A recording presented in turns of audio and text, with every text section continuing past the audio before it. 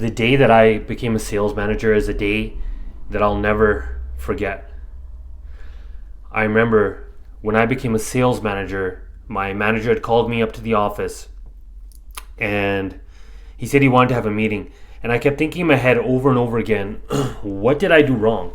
Like, did I get a customer complaining about me? Do they think I lied about something? Do they think that I stole or I cheated?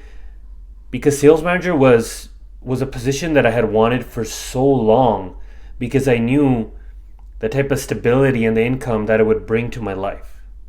And I remember sitting there and my manager telling me that, hey, we've decided to promote you to sales manager, and just completely having goosebumps.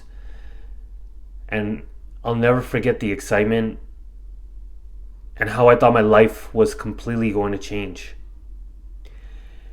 And because of me becoming sales manager, I'll never forget the feeling like when I bought my first house. I remember we were in a basement, we had just gotten married, barely had any money to our name. But then that one step completely changed my life. So I'm going to share with you guys today how to become a sales manager at a car dealership. And I think it's going to be very useful to you if that is the track that you want to pursue, because you can become a sales manager and you can make really, really good money. Or you can also just be in sales and also make really, really good money as well. But today I'm going to specifically explain to you, if you do want to become a sales manager and you've made up your mind, how to become a sales manager, and not only become a sales manager, but how to become a freaking good one. Okay? So the first step is, if you want to become a sales manager, you got to learn to become a leader on the floor. Okay? A leader on the sales floor. What does that mean? That means that you're leading by example, right? Your cars, before customers come, they're always cleaned. The cars, they always start. The cars, they never smell like shit. You're always prepared. If somebody needs help on the sales floor, you're there to help a lending hand. Okay? You're that type of person that is never freaking negative. I never want to hear a negative word come out of your mouth if you want to become a sales manager. You have to be the most positive salesperson on that sales floor. Or else, if you're not a leader, you can never lead a team. See, the speed of the pack is determined by the speed of the leader. And when you're on your way to becoming a sales manager, the people that are managing you right now, they're looking for these small little things. Does that person look like he's going to be a leader? Does it look like he has some sort of authority on the sales floor? Does he do what he says? Does he do what he says? And are you helping other people? Are you lending that helping hand? The next thing, you need to master your sales process, and you need to know it inside and out. Okay? What I mean is that every single dealership, they have a sales process. Like at our dealership, our sales process is, the most important part is make sure you do your guest sheet. Okay, our guest sheet, basically, for some of you guys out there, might be your fact finding and qualifying. Okay, we have a sheet. You got to make sure you fill that out. Make sure it's filled out properly. If you fill that out properly, it's going to give you a lot of information. It's going to help you build rapport. You know, we have a pre-approval process part at the bottom. Are we making sure that's being filled out? See, if you don't master the process, how are you going to teach it to other people? And don't start coming up with your own. See, a lot of salespeople, they skip steps and they start coming up with their own sales process. I don't want you guys to do that. If you want to become a sales manager, you got to follow that process to the T. Okay? When you're doing your guest sheet, how is your trade appraisal? Is it done properly, or are you half-assing it? How is your pitch sheet when you're going out there and serving numbers? Are you doing it the way that your manager is explaining it to you to do? You know, at our dealership, we have to make sure that before every customer leaves, that a sales manager talks to them. Are you just letting customers go without a manager talking to them? Because that's not following the process. And if you don't follow the process, you're never going to get promoted, because if you're not mastering and following the process, you're never going to be able to teach it to others. Your CRM, whether you use Dealer Socket, whether you use your own internal CRM, are you using that CRM? Are you mastering that CRM? Do you know how to set up appointments in there? Are you doing your proper follow-up? Are you putting in your notes in that CRM? A lot of people, they never master their own internal CRM. They don't even use it. Their managers always have to be on their ass. So if you're not doing that properly, why the hell would you ever get promoted? You're obviously not going to teach that process to anybody else. So master your sales process, master your CRM, master the steps of your dealership or of the group that you work for. Become so good at it so when a new hire comes, they're like, hey Vashal, we have a new hire here today. I want you to go out and teach them. I want you to show them our process, and I want you to show them how to use our CRM. When your manager starts giving you new people to train on the CRM or just small little things on a test drive, that's when you know you're well on your way to becoming a sales manager at a dealership. The next step is number 3, which is having a strong work ethic. If you don't have a strong work ethic, and this is the step that everybody wants to bypass because it's the hardest to do, and because most of the time people are just generally lazy.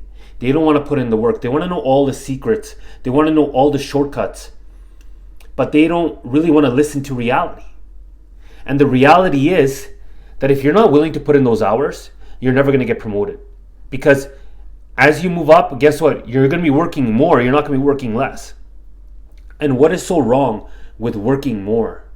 What is so wrong with you doing what you love? And you got to fall in love with this business if you're going to work harder. See, if you treat this business just like a job, if you treat this dealership, becoming a salesperson, like a job, you're never going to make it. You got to treat it like a freaking sport.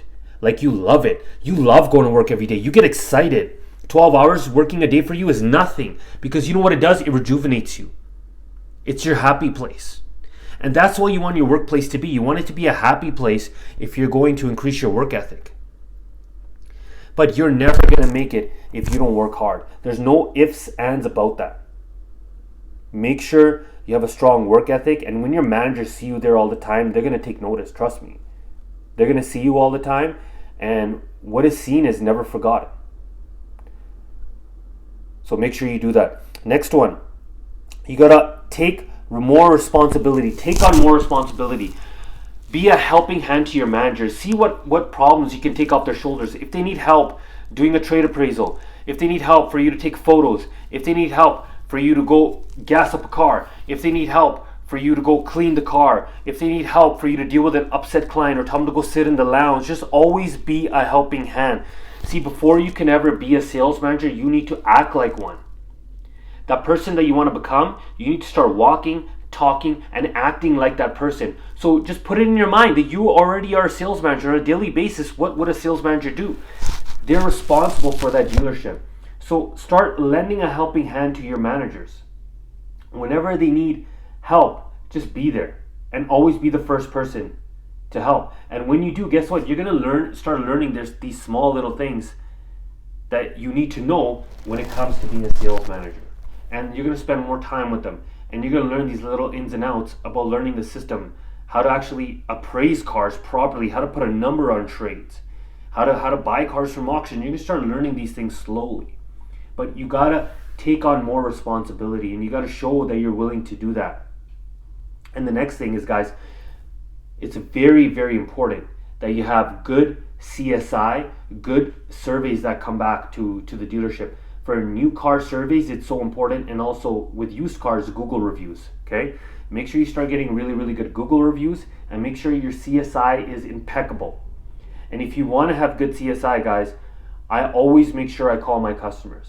And if your customer is not willing to give you a 10 out of 10, or if they're not extremely satisfied, I always take it up to my manager, and I always tell my customer, hey, you know what, if you don't feel comfortable giving me extremely satisfied or a 10 out of 10, before you fill it out, let me know what your concerns are. Let me see if we can fix it, because I know that we can always come back from this, and I want to make sure we turn this problem into a solution. So what can we do to help? And I always take these issues up to my manager. Do not let any customers fill out a CXI if it's less than 100%. And make sure you get freaking good Google reviews. When those start coming up and your CSI is impeccable, they're going to look at those things before they look at promotions. And if your CSIs are terrible, you have terrible Google reviews, why would they ever want you to represent the brand? Why would they ever want to promote you? It just shows that you don't know how to take care of customers. And the last thing is let it be known. Okay? Now is the time for you to sit down and ask your manager hey, I want to be just like you. You tell me what is it going to take. You tell me what are the things that I need to do to get to where you are today. I want to have the lifestyle too. What are the things that I can incorporate on my day-to-day basis, or you see that I need to improve on to get to where you need to be? Okay? And get a list of those things, and then put a deadline on it. Say, hey, I'm going to implement these things for the next 3 months, and I want to sit back down with you, and I want to see how I can improve and how you think I'm doing. Is that okay with you? Because I want to be the best freaking student that you've ever had. Okay? So this is the part, if you don't let it be known, it's going to take you longer for you to get promoted, because when you let it be known, the managers are going to keep an eye on you, and they're going to be watching you and seeing what you're doing, seeing how you're improving, seeing how you're taking on the leadership roles, seeing if you're following the sales process, if you know your CRM, seeing if you have a strong work ethic, seeing if you're always able to help. So make sure, don't be scared of letting your manager know. Say, hey, I've been here a few months. I've seen that where you've gotten to go. And you know what? I think in the next 6 months to a year, I want to make that my goal. I really want to become a sales manager. I really want to learn what it's going to take. And I really want to know what are the things that I need to implement on a day-to-day basis for me to get there. Okay? So these are the steps of how to become a sales manager at a car dealership. If you found value from this, make sure you subscribe and like to this channel. I'm going to be dropping videos like this on a daily basis to make sure you become the most badass salesperson in the automotive industry. Have a great day.